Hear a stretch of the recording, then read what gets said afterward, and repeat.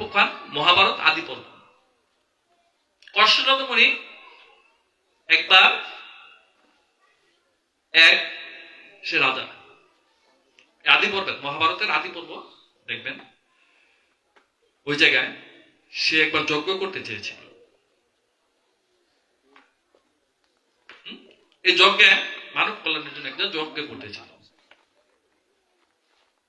এই যজ্ঞে কাকে আহ্বান করেছিল? বৈশিষ্ট্য মুনিকে। তাহলে সে ছিল কি? বৈশিষ্ট্য শুদ্ধ ব্রাহ্মণ। সে জঙ্গলে তপস্যা করত, কিন্তু সে তপস্যা ভঙ্গ হওয়ার কারণে ভঙ্গ হয়ে যাবে, এর জন্য সে নিজে না গিয়ে তার ছেলে শক্তিকে পাঠিয়েছিল যে তুই যজ্ঞটা গিয়ে করে আস। তখন শক্তি যখন সে যজ্ঞ করাইতে যায়, তখন রাস্তার মাঝে দেখা বিশ্বামিত্র মুনির সাথে, যে ছিল ক্ষত্রিয় রাজা। হ্যাঁ, তুই কিসের যজ্ঞ করবি? তোর বাবাকে ডাকছিল, তুই কিসের যজ্ঞ করবি? তুই যজ্ঞের উপযুক্ত? এরকম কথা তাদের দ্বন্দ্ব হয়েছিল। এক পর্যায়ে কি করেছিল সে? বিশ্বামিত্র মুনি কি করেছিল? তাকে অভিশাপ দিয়ে দিয়েছিল যে তুই বাঘ হয়ে যা। তখন এই যে শক্তি, তার শতপুত্র ছিল, একটা পুত্রের নাম কি ছিল? শক্তি। শক্তি কি করেছিল? বাঘ হয়ে আরো যে যত পুত্র ছিল আর ভাই, এগুলা সবগুলা আস্তে আস্তে খেয়ে ফেলতেছে বাঘ হয়ে। এটা আবার কে দেখতে বুঝতে পারছে? ওই যে বৈশিষ্ট্য, তার বাবা যখন এটা ধ্যান যুগে দেখলো যে এই বাঘটাকে দেখে তার এটা ছেলে শক্তি, তাকে এরকম অভিশাপ দিচ্ছে দেখে সে কি হয়ে গেছিল? বাঘ হয়ে গেছিল। ঠিক ওই সময় বিশ্বামিত্র মুনি, ওই যে ক্ষত্রিয়, সে জায়গায় উপস্থিত হয়েছিল, এবং সে যখন কুণ্ডলী থেকে তার জল ছিটা দিছে সে বাঘের উপরে, সে বাঘ আবার আগের মতো শক্তি রূপে মানুষ হয়েছে।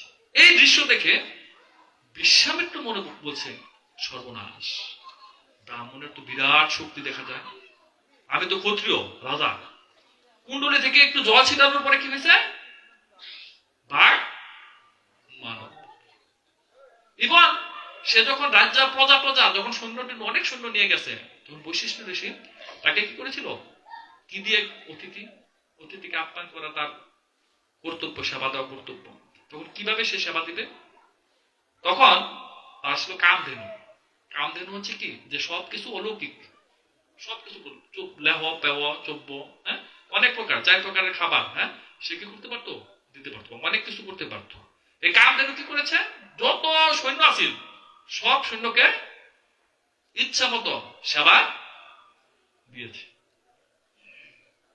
তখন ওই যে বিশ্বামিত্র মুনি, সে কি করলো? হায় হায়, ব্রাহ্মণের তো বিরাট কামধেনু, এটা এই কামধেনু তো, সে তো রাজা, এই কামধেনু তো আমি নিয়েই নেব, এই কামধেনু আর তাকে আমি দেব না, এই কামধেনু আমি আর তাকে দেব না। তখন সে কি করলো? যখন জোর করে কামধেনুটা নিয়ে যাচ্ছে, তখন ওই ঋষি বলতেছে, বৈশিষ্ট্য ঋষি বলতেছে, ভাবি কামধেনু বলতেছে আমাকে তো নিয়ে যাচ্ছে, আপনি কিছু বলেন না? বলতেছে আমি তো ব্রাহ্মণ, আমি কিভাবে রাজার সাথে পারবো? তোমার যদি শক্তি থাকে কামধেনু, হে কামধেনু, তোমার যদি শক্তি থাকে তুমি থেকে যাও। তখন এই কামধেনু যখন লেজ দিয়ে হুঙ্কার দিয়েছিল, তখন শত শত সৈন্য এই লেজ থেকে বের হয়েছিল এবং সব ধরনের সৈন্যকে বিশ্বামিত্র নিহত করে দিয়েছিল। এই দৃশ্য থেকে বিশ্বামিত্র বলেছে, হায় হায়, ব্রাহ্মণের এত শক্তি, এত গুণ, আমি ব্রাহ্মণ হতে চাই, আমি ব্রাহ্মণ হতে চাই। তখন সে কি করলো? যে বৈশিষ্ট্য ঋষি, তুমি ব্রহ্মার ধ্যান করো। তখন এই বিশ্বামিত্র কি করলো? ব্রহ্মার ধ্যান শুরু করেছে। যখন ধ্যান শুরু করেছে, পা নিচ দিকে, পা উপর দিকে, মাথা নিচ দিকে দিয়ে এই কনকনে ঠান্ডার মাঝে বছরের পর বছর যখন ধ্যান করছে ব্রহ্মার, তখন ব্রহ্মা ধ্যানে খুশি হইয়া এই বিশ্বামিত্র মুনির কাছে এসেছিল এবং বিশ্বামিত্র মুনিকে বলেছিল, বৈশিষ্ট্য ঋষির কাছে বিশ্বামিত্র মুনির কাছে এসেছিল, বিশ্বামিত্র মুনির ধ্যানে ব্রহ্মা। তখন বলছে, তুমি কি চাও, কি বর চাও? যে আমি ব্রাহ্মণ হতে চাই, যে না তোমাকে ব্রাহ্মণত্ব দেওয়া যাবে না কারণ তুমি ক্ষত্রিয়। এই বলে ব্রহ্মা বর্ণবর চাও চলে গেছে বলল।